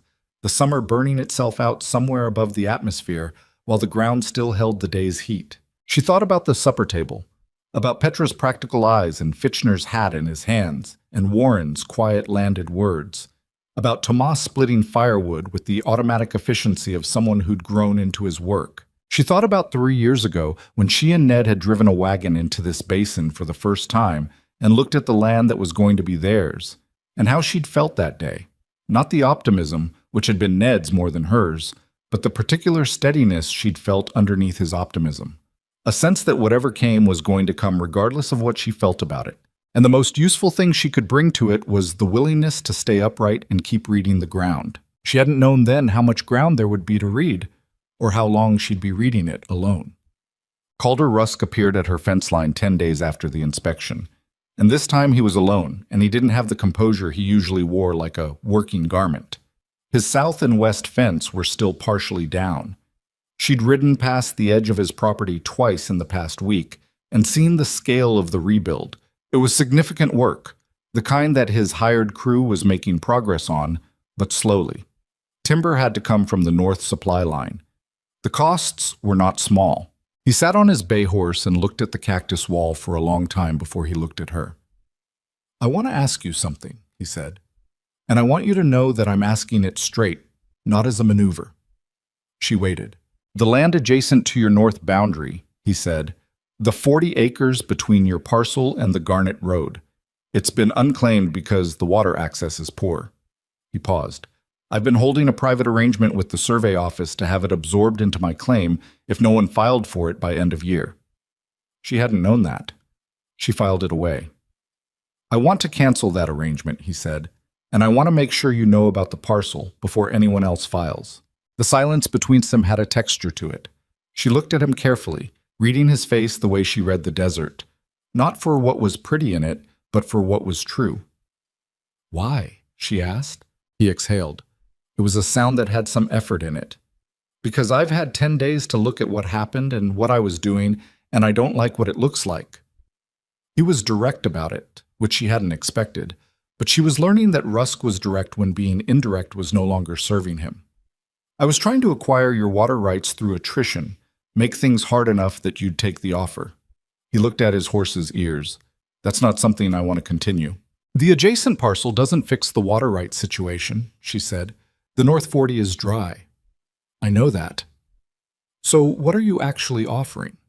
He looked back at her. Information. You should know the parcel exists and that my arrangement on it will be withdrawn. What you do with that information is your own business. He paused. And I'm not making another offer on your claim. I want to be clear about that. She looked at him for a long moment. The desert sounds went on around them, the wind on the flats, a bird somewhere in the mesquite, the small, constant noises of a living landscape that was entirely indifferent to what the humans in it decided about each other. I'll ride out to look at the North 40 this week, she said. He nodded. Rusk. She said his name in a way that made him meet her eyes. The next time you have an opinion about what someone is building, come look at it before you form the opinion. He held her gaze. That's fair. It's not about fair, it's practical. You'd have made better decisions. He took that the way he took most things, without showing too much of how it landed, but she thought it landed. He turned his horse and rode back north along her boundary line, and she watched him go with the complicated feeling of someone who doesn't want to admire a person they've had legitimate reason to oppose, but is forced to credit them a small amount for the specific thing they just did. She rode out to the North 40 the following Tuesday, taking dust through the scrub and mesquite that ran between her existing boundary and the Garnet Road. The parcel was rough. That was the honest assessment, rocky in the west section, with the kind of alkaline soil that showed white near the surface, and told you the water table wasn't doing anything useful at that depth.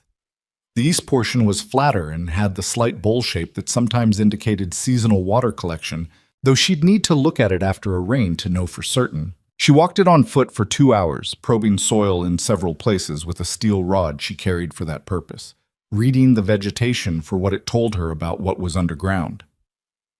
Desert plants didn't lie about water. The distribution of the perennial growth, what was green at this time of year and what had gone brown, mapped the subsurface conditions better than any instrument she had access to. By the end of 2 hours, she had a rough picture. The east section was worth filing for. The west section was marginal, but the Garnet Road access had value. It meant she could move animals or supplies without crossing anyone else's property, which was a practical advantage she didn't currently have. The water issue in the East Bowl was potentially addressable if she extended her creek channel further, which was a significant project, but one she could plan across multiple seasons rather than doing it once. She sat on a flat rock at the parcel's northeast corner and ate the biscuit she'd packed and looked at what she was considering. It was more land, more responsibility, more work, more risk, more of everything that had already pushed her to the outer edge of what she could manage. The sensible thing, the thing a person who had just survived a near disaster would probably choose, was to consolidate what she had, stabilize it, not immediately take on more. She knew she was going to file for it anyway, not because she was reckless. She'd thought she was reckless once, in the early months, making decisions alone that she second-guessed through every night afterward. She understood now that what she wasn't reckless. It was a person who assessed carefully and then committed fully, which looked like recklessness from the outside and felt like calculated risk from the inside. Those weren't the same thing, even when they produced the same level of fear. She filed the claim at the land office in Garnet the following Friday. Hale was not there. A different clerk processed it, a young woman who was efficient and unimpressed by the unusual nature of Ilara's existing enclosure system, which she'd had to describe for the record. Cactus columns, the clerk repeated, writing it down. Saguaro, transplanted from a canyon section on the adjacent public land. And this is the enclosure that was certified by Inspector Hale. It is. The clerk finished writing and stamped the form and filed it without further comment. And Ilara walked out of the land office with a copy of the filing in her saddlebag and stood on the wooden sidewalk of Garnet's single commercial street for a moment, blinking in the afternoon light. She'd come to this town the first time with Ned, in the wagon, stopping to file the original claim. She remembered the street looking bigger then, more significant, the kind of place that seemed substantial when you'd come from somewhere else and were just arriving. Now it looked like what it was, a small service town on the edge of a hard country, functional and unglamorous, full of people managing difficult situations with the tools they had. She liked it better this way, the realistic version. Petra rode out to look at the East Boundary Canyon on a Thursday morning in early autumn, and Ilara went with her because she'd said she would, and because she was genuinely curious about what conditions were like in a different section of the basin's canyon system. Petra was a quiet traveling companion, not in the awkward way, but in the focused way of someone who watches and processes. She asked questions at the right moments, and didn't fill silence with unnecessary commentary, which made her easier to work with than many people Ilara had spent time alongside. Her 2 children had apparently been left with a neighbor for the day, and she rode with the particular lightness of a woman who has briefly recovered her own company. The canyon section on Petra's east boundary was younger than the collapsed section Ilara had worked in. The saguaro there had the smoother skin and more even proportions of growth that hadn't yet taken on the weather damage and irregular expansion of fully mature specimens, but they were solid, 20 to 30 years old by Ilara's estimate, and the root systems were going to be significantly shallower than what she'd battled in the older eastern stand. "These will come out faster," she said, probing the soil around a promising column. You won't need the full leverage technique, still need patience, but the extraction time should be closer to an hour than 2. Petra was watching her hands on the probe, memorizing the technique. Do you hire out for this work? Alara looked up. It hadn't occurred to her, not in those terms. What do you mean? I can't do this alone. My children are 10 and 8. They can help with the light work, but not the extraction. Petra looked at the cactus stand. I could hire Tomas, probably, for the extraction days, but I'd want someone who knows what they're doing to be there the first few times. She looked at Alara directly. I'd pay for the time. Alara thought about it. It was not a long thought. I don't need payment, she said, but I'll need reciprocal time when I start working the north parcel. Petra considered this. What kind of work? Channel extension mainly. It's excavation and soil work, not technical, but it's sustained and I'll need more than one pair of hands on the moving sections. I can do that. Petra nodded once, the nod of a woman who makes decisions efficiently. That's a fair exchange. They spent the rest of the morning walking the canyon and selecting columns, and Petra took notes in a small book with the methodical attention of someone who learns by writing things down. And by the time they rode back out, Alara had a clearer picture of the kind of work the coming season was going to hold. Not easier, but different. The work ahead had other people in it now, and that was a change she was still getting used to. The first real autumn storm came in the second week of the season. 3 days of low cloud and intermittent rain that turned the desert floor slick and filled the seasonal creek past its banks for 48 hours. Alara spent those days on maintenance work inside the covered areas and watching the water move across her property, noting where it collected and where it drained and what that told her about the East Bowl on the new north parcel. The water told her what she'd hoped. The East Bowl collected and held for 18 hours before it drained, which meant the subsurface there was slower draining than the surrounding ground.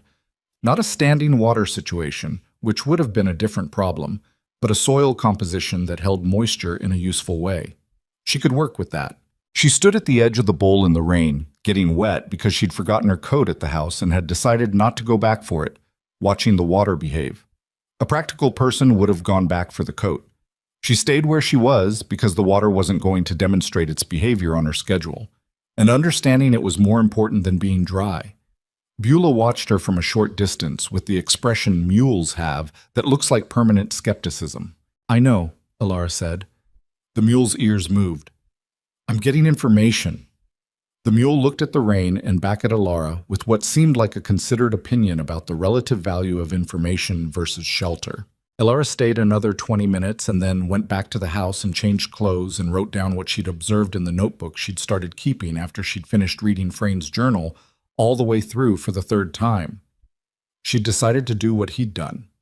Document what she actually knew about this particular piece of ground. Not what she wished were true or what the survey map said, but what she could personally verify from 3 and now nearly 4 years of being in it. The notebook wasn't dramatic. It was water table observations and soil texture notes and animal behavior patterns and weather timing and fence condition assessments. It was the kind of document that would be useful to exactly one kind of person, someone who came after her and needed to know this specific ground. She wrote in it for an hour while the rain came down outside and felt the strange continuity of the thing. Frayn writing in his careful hand about this land 20 years before she arrived, and her writing in her less careful hand about the same land, and possibly someone else 20 years from now finding her notebook under a floorboard or in a tin box and reading it with the same mix of practical interest and quiet gratitude she'd felt when she found his. She didn't know who that person would be. She didn't need to know. The point was that the knowledge didn't disappear, that it could be passed along in a form someone else could use, which was the only kind of legacy she thought was worth anything. The autumn brought other changes, smaller ones that accumulated. Cole, the hand she'd ridden with in the canyon, stopped by one afternoon with a question about his own plan to homestead once he'd saved enough. He'd decided it was something he wanted, and was thinking hard about the Garnet Basin extension to the southeast. She talked with him for an hour about water rights and soil assessment and what questions to ask at the land office before he filed, and he listened carefully and without the half-attention of someone waiting to talk. When he left, she stood at the gate and thought about the number of conversations she'd had since the herd event that looked like this. People who'd dismissed her or ignored her for 3 years now, treating her knowledge as worth having. She'd be lying if she said she felt nothing about that shift. She felt something. It was complicated. It wasn't pure satisfaction, because satisfaction would have required her to have wanted their validation, which would have meant their earlier dismissal had power over her that she didn't want to give it. What she actually felt was something more like the quiet acknowledgement that events had confirmed something she'd known without confirmation, and that the confirmation mattered for practical reasons. People were more likely to work with her now, which made certain things possible that hadn't been possible before, but didn't change what she knew or how she'd come to know it. She'd built that fence not to prove anything to Rusk or Fitchner or anyone in Garnet. She'd built it because 8 days and no timber, and the land she'd put 3 years into demanded a solution, and the solution existed if she was willing to work hard enough and think clearly enough to find it. That was still the story. The audience's view of the story had changed. The story itself was the same. She went out to Ned's mesquite tree on a morning in late autumn, which she did periodically, not on any schedule, but when the impulse came. She brought nothing. There was nothing to bring. She just went and stood there for a while in the way you stand at a place where something is finished and hasn't stopped mattering. The mesquite had grown this past year. She'd noticed it before, but this morning the growth was visible in a specific way. A new branch on the north side that had pushed out further than the others and was now casting a different shape of shadow on the ground. The desert modified everything in its own time. Even the grave marker she'd set was slightly crooked now, shifted by the ground's movement through freeze and thaw cycles. Though the desert barely froze, and when it did, it was for a short time. She straightened the marker, pressing it back into the ground with her hands, and looked at what she'd made of the place he'd wanted to make something of. It was hard to know what he would have thought. That was the thing about the dead. They couldn't tell you, and imagining what they would have said was mostly just you telling yourself a story. She'd tried to imagine Ned's voice in the early months, tried to summon his particular optimism to carry her through the parts where her own steadiness wasn't enough. It had worked for a while. Now she had her own voice for those moments, built from 3 years of things she'd learned on her own, and she wasn't sure she needed to borrow his anymore. That felt like something standing in the mesquite's growing shadow. Not a betrayal and not a graduation. Just change, which was the thing the desert demonstrated more clearly than any other landscape she'd been in. That nothing held its shape permanently. That even stone moved if you waited long enough. That the only meaningful posture toward that fact was to keep reading the ground and adjust accordingly. She stood there for a while longer and then went back to work. The cactus wall in full autumn light had become something different from what it had been when she planted it. She understood this was partly just her own changed perspective. She'd been too close to the crisis of it, the urgency and fear and exhaustion, to see it as anything other than a problem being solved. Now, with months of distance and morning light falling across the columns and the particular low angle of autumn, she saw what Tomas had seen when he'd said it looked like something that would still be here in 50 years. It looked like it belonged here, not because she'd made it beautiful. She hadn't tried to do that, and wouldn't have succeeded if she had. But because she'd taken material from this specific desert and set it into this specific ground at this specific spacing with the intention of creating something that would hold, and the desert had accepted it. The columns were growing. Their root systems were intertwining underground in ways she couldn't see but could infer from the way they stood, increasingly as a unit rather than as individuals. The spines that had been stripped by the herd event had regenerated on 2 of the 3 affected columns, the desert's slow and efficient repair. In 5 years, the wire between them would be redundant. In 10, it would be an artifact, a record of the early period when the wall needed supplementing, before it could fully stand on its own. In 20, maybe the columns would be close enough to interlock, the way Frayne had described the natural stand in the canyon. She wouldn't necessarily see that. 20 years was a long time, and she'd be past 50, and what 50 looked like out here in this country she couldn't fully predict. But someone would see it. The wall was going to outlast her urgency, outlast the crisis that created it, outlast probably the specific moment anyone could still remember why it was built. That was the thing about building with living material. You got something that grew past your intentions. Marin came by on a weekday afternoon without warning, which was slightly out of character. Marin usually announced herself, in the practical way of a person who respected other people's time. She rode up to the fence line and sat on her horse and looked at Alara with an expression that was harder to read than usual. Tomas got an offer of work, she said, from the survey company out of the territorial capital, mapping crew. 3 months to start, maybe longer. Alara set down the tool she was holding. Is it good work? It's good work. Marin said it with the flatness of a woman who has already made her peace with something and is reporting the outcome rather than the process. He'd be good at it. He reads terrain the way you do. Practically, not just visually. Then he should take it. I know. A pause. He said to tell you first. Before he told me, actually. He rode to your place first. She looked at Alara with something that wasn't accusation, but was its cousin. You made an impression on that boy. Alara thought about the hours in the canyon, Tomas working the digging bar with his jaw set, and his hands learning the leverage almost by feel. About him looking at the fence line and saying it looks like it means something. He was good help, she said. He's going to be good at whatever he does. He's going to come back, Marin said. It sounded more like a statement of intent than a prediction. After the mapping work, he's got it in his head that he wants land in this basin. Good land to want. Marin looked at her squarely. You had something to do with that. He had something to do with that. I just didn't discourage him. Marin made the sound she made when she was accepting an answer she found slightly evasive, but not worth arguing with. She stayed for an hour, drinking coffee that Alara had made with fresh grounds. She'd restocked properly in Garnet, this time with money from a small sale of 2 horses that had brought more than she'd expected. And they talked about the coming season, about Petra's fence project, about the water situation in the basin generally. Before she left, Marin said, It's different here than it was a year ago. The basin, the people. She looked at the fence line. Something shifted. The herd event shifted things, Alara said. The herd event showed people what they should have already known. Marin gathered her reins. Those aren't the same thing. She rode out, and Alara stood at the fence line after she'd gone, holding her coffee in both hands, thinking about what Marin had said and what she'd meant by it. The people of Kichi Basin hadn't been changed by the herd event. They'd been shown something they'd been looking away from, which was that the assumptions they'd been making about who understood this country and who didn't were not reliable. Rusk had built his certainty on a foundation of how things were usually done, and the desert had declined to cooperate with usually. Fitchner had taken Rusk's read of Alara's work and not walked over to check it himself, and his own animals had paid some of the cost. None of them were bad people. They were people who'd stopped looking carefully because they thought they already knew. That was a failure she recognized because she'd been guilty of it in her first year here.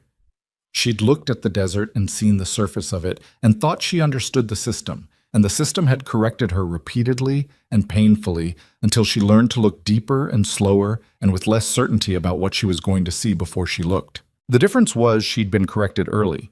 The others had been allowed their certainties longer, which had made the correction harder when it came. She didn't think of that as her win over them. She thought of it as a pattern worth understanding. Winter came to the Kichi Basin gradually, which was the desert's way.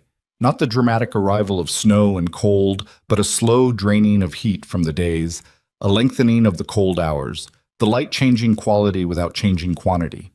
The animals grew their winter coat, and she adjusted her water schedule and checked the cistern more carefully as the creek dropped toward its winter flow. The cactus wall stood through the first hard frost without any sign of distress, which she'd been slightly worried about. Saguaro were cold-tolerant within limits, and she'd been watching the columns through the cooling weeks with the attention of someone who's invested considerably in something's survival. They held. The columns had the dull, slightly contracted look of cold-weather dormancy, but they were alive and rooted, and when she pressed her palm against the nearest one on the morning after the frost, she could feel the stored warmth still radiating from deep within the tissue. They were going to be fine. She'd known that intellectually, but had needed to know it physically, the way she usually needed to know things. She stood at the south wall in the early winter morning, her breath making small visible clouds in the cold air, looking at what she'd built. 15 columns in a measured line, wires strung between them, the whole thing slightly irregular in the way of things made by one person under urgency and without perfect tools. Not beautiful by any formal standard, not symmetrical. The spacing was close on the east end, where she'd had to compensate for a column that hadn't rooted as firmly and needed its neighbor for structural support. But it was hers, and it was real, and it was growing. She thought about Frayne and his careful handwriting, noting that the labor of transplanting seemed impractical for a single man. He hadn't been wrong about the labor. He'd been right that it was nearly impossible. What he hadn't accounted for, what nobody had accounted for, including Alar herself until she was halfway through it, was what a person could do when the thing they'd been building for 3 years was at stake, and there was simply no other option. You found out what you could actually do. Usually it was more than you thought. Sometimes it was exactly enough, which was the version she'd gotten and which was not a comfortable version. It was the version where nothing was extra, where the margin was zero, where one more problem at the wrong moment would have tipped it. She didn't consider herself lucky. She considered herself someone who had maximized what she had until it was barely sufficient, and barely sufficient had been enough. That was the thing nobody talked about in the stories people told about hard country, how close to the edge everything usually was.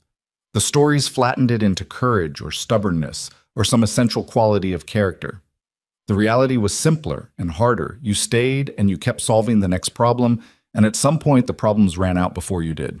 Or they didn't. Both happened. The ones who ran out of problems first weren't always more capable or more deserving than the ones who didn't. She'd stayed. She'd solved it. She was here. Those were the facts. They didn't require a larger story wrapped around them, though she noticed that people wanted to put a larger story around them. The woman who refused to lose, the living fence, the impossible wall. She let them have that version because it was useful to them, and because some part of it was even true. But she knew the interior version, the one that didn't have a clean shape. The exhaustion and the fear, and the moments where she'd lain in the dirt and stared at the sky and waited to find out if she still wanted to get up. The way the decision to keep going had sometimes felt less like choice and more like the absence of an alternative she could live with. She was still here. The fence was still standing. The horses were in the enclosure behind her, moving through their morning routine with the calm of animals whose situation has been stable long enough that they've stopped expecting disruption. She put her hand on the nearest saguaro column one more time. Cold surface, hard and ribbed under her palm, the spines clear of her skin but close enough to remind her they were there. "You're going to outlast all of us," she said to it. Not sentiment, just fact. Saguaro lived 200 years. Whatever happened to her, to the claim, to the people in the basin, the wall would stand in some form long after. The desert was good at that, at taking things people made and incorporating them, growing around them, making them part of its own logic. She'd made something the desert could keep. Dust nickered from the enclosure, the particular sound he made in the mornings when he'd decided she'd been standing still long enough and it was time to be doing something. "All right," she said, and turned around and walked back to start the day. The cactus wall stood behind her in the pale winter light, rooted and alive and built to last, on the land that was hers, in the desert that had tried everything it had to outlast her, and hadn't, not yet, not today.